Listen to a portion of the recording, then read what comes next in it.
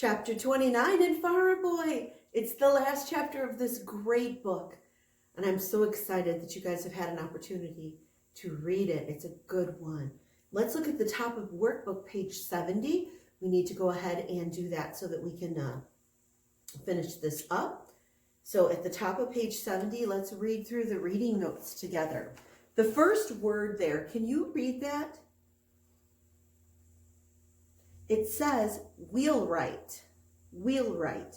It's one who builds and repairs wheels.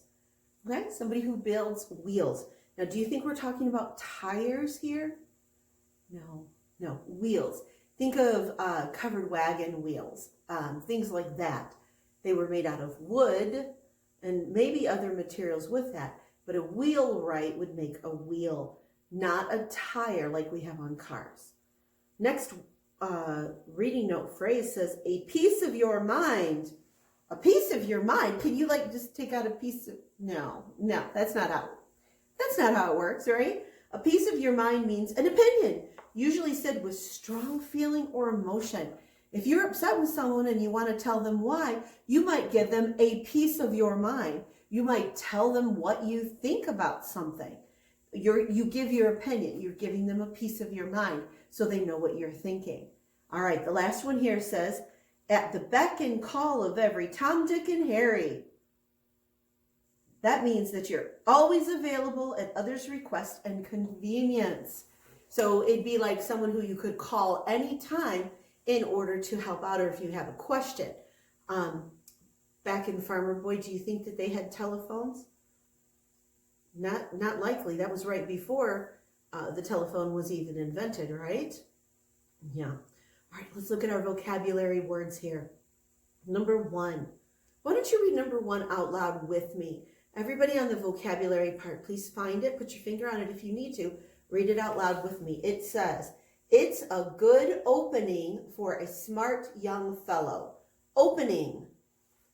Okay, opening. Well, you know that you can be like opening your lunchbox, or you can be opening a door. In this case, the opening here means an opportunity. An opportunity. Something you could do. When you get older, if you are looking for a job and you go somewhere and say, hey, do you have any openings? That means that do you have any jobs available? So in this case, an opening would be an opportunity to get into something, to get into a business. Number two, apprentice him to me and I'll treat the boy right. Apprentice. Now think back to October. We talked about Martin Luther, right? He was an apprentice. He moved away and he worked with somebody else as an apprentice. This is what a lot of people did during the time frame. Instead of going to a school for it, they would work for someone who did that job and they would learn all about that particular job. So an apprentice is one who works. You're going to have to write small. You can double it up. One who works in exchange for learning. One who works in exchange for learning. So they do the work for the person, and they wouldn't get paid for it, but they would learn how to do it. They would be taught how to do it. That is an apprentice. Remember, you can pause if it's too long, or if it's taking too long. It's all right. Look at number three. Curled away from the keen edges of the plains. These are not airplanes. Remember that? Kitty Hawk, 1903. This was written before then. Keen edges of the plains. That would be a different thing. It's not an airplane. All right, you have to read and find out what that's about. But keen here means sharp. So it was something that was sharp, with sharp edges. The keen edges, the sharp edges. Number four, how does Mr. Paddock make his money if it isn't catering to us? Here, this means serving. Serving. Catering to someone, serving someone. Usually when we think of caterers, Those are people who provide food for big events, maybe like a wedding or a big party. That'd be a caterer. In this instance, in this situation, it means serving us, catering to us. And number 5, truckling to other people for his living. We don't hear that word nowadays, do we? Truckling to other people for his living. What this means is submitting or yielding to other people, following their directions, truckling to them. Submitting, that's the first one. Submitting or yielding, giving in to other people, not being your own boss. That's what it means. On the farm, did Almanzo's father have to listen to anybody else about how to run the business, or did he do it himself? He did it all himself, right? He was his own boss. If someone didn't like it, that's okay. But if you are truckling to someone, what he was saying is, if you do certain other jobs, you always have to please the customer. You can't set your own rules. So that's what he was talking about here. All right, chapter 29, it's the final chapter in this book. I want you to go ahead and read it. When you're done, come on back, and we will talk about the comprehension questions. All right, boys and girls. Number 1 on the comprehension questions. What does Mr. Paddock discuss with Father? What does Mr.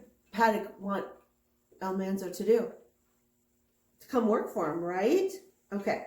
What does Almanzo like about Mr. Paddock's work? Well, he thinks it's a cheerful place, right? He's thinking, hey, I wouldn't have to go to school. He likes that idea. And he would enjoy painting the wheels that he does, right? He'd enjoy painting those. So that's what he liked about it. Look at number 2. Why does Mother think moving to town is a step down from being a farmer? Well, she thinks that workers in town, people who live in town, they depend on others for their livelihood to make a living. But farmer relies only on himself and the weather. You know, they could live independently from other people. They didn't have to worry about other people. All right. Number 3, what does Almanzo dislike about the life of Mr. Paddock? What didn't he like about it? Well, he didn't like the fact that Mr. Paddock had to please mean customers like Mr. Thompson. He had to make him happy, didn't he? That's what he didn't like about Mr. Paddock's job. He didn't want to have to do that. He didn't like that idea. Number 4, what does Almanzo want more than anything in the world? He wanted to be like Dad, didn't he? He wanted to be independent. He wanted to be free. Okay? And how does he decide this? What makes him make his decision? Well, he knows he doesn't want to live inside walls and to have to be nice to people that he doesn't like and have to please them and make them happy. What else? What does he want to own? Horses. That's right. And cows and fields. He wants to be a farmer. He wants to be a farmer. Question 5. You're going to write in the answer for this one. What is Almanzo's request that convinces Father of his desire to be a farmer? What did Almanzo ask Father that made Father realize that Almanzo really did want to be a farmer? What did he ask? He asked for a colt of his own, didn't he? All right, so number 5, let's do a complete sentence. I'm going to erase this because we've run out of room, haven't we? We sure have. Okay, so he asked for a colt of his own to raise and train. So question 5, he asks for a colt of his own. Make sure you're writing a whole sentence. Make sure it makes sense. To raise and train. It's really what he wanted, wasn't it? He really wanted to do that. Okay, once you have question 5 all done, I want you to go ahead and look at page 71.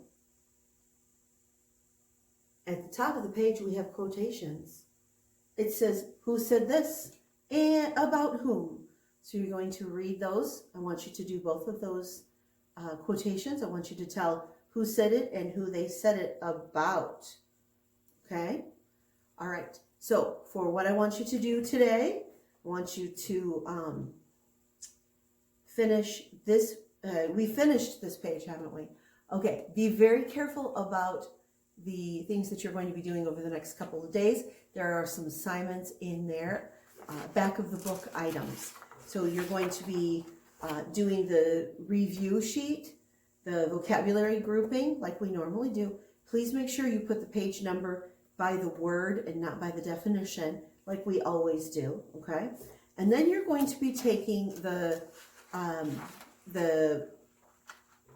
testing part in the back of your book.